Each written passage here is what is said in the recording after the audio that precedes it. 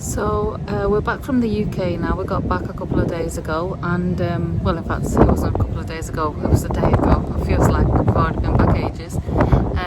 Yeah, we got back from the UK yesterday, and there was something that I wanted to talk about because it's something that I hadn't really thought about before moving to Spain, and it's how it affects the children when you go back to visit. So I was so worried about leaving the UK that I never gave it thought about how it must feel when you return, and how they then feel having to leave the UK and come back to Spain again. So it's almost like going through all those motions. So with our son Leo, who's got additional needs, he feels emotions a lot stronger than other people, I'd say, and I'm a little bit like that myself. And so he was already dreading leaving the UK. He's been in the UK for a couple of weeks with his grandparents, and it's a tough thing to manage. He was very upset yesterday. He said he didn't want to come to Spain, and we've had to go through the motions.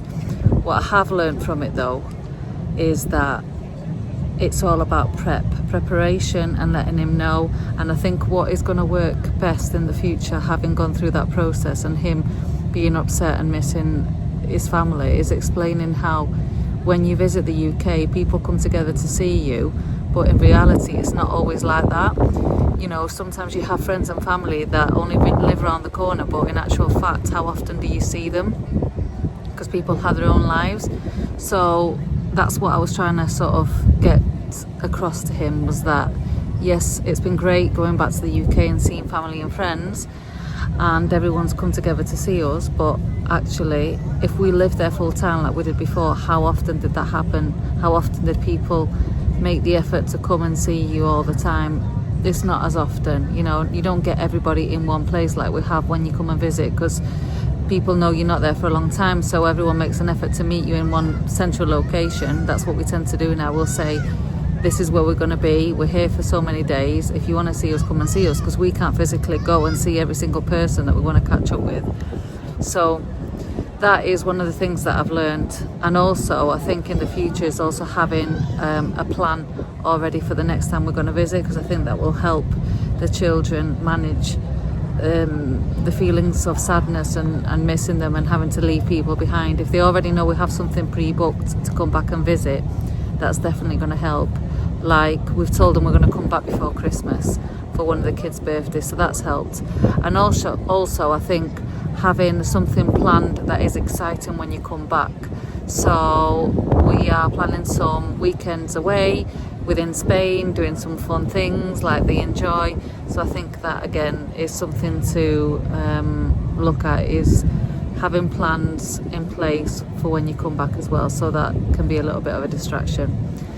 I hope that helps somebody, because it's something that I didn't think about. I thought so much about the first time leaving and how it would be for the kids, but I never thought about how it would be returning back to the UK and then having to leave again. I think it's an emotional roller coaster for everybody involved, not just for them but for us too, because we of course miss family, but there's so much to be happy for and look forward to being here. I mean, look at this, it's 10 to 9 in the evening and we're all out together having a meal. There's the younger one. What are you having there, Luna? Ice cream. Ice cream, is it good? Yes.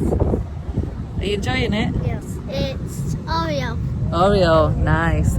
So this is the kind of things that we have to remind them of, the things that we can do here that we couldn't do back at home, like go out together as a family, go to the beach after school, at weekend we can go to the park, we can go to the swimming pool.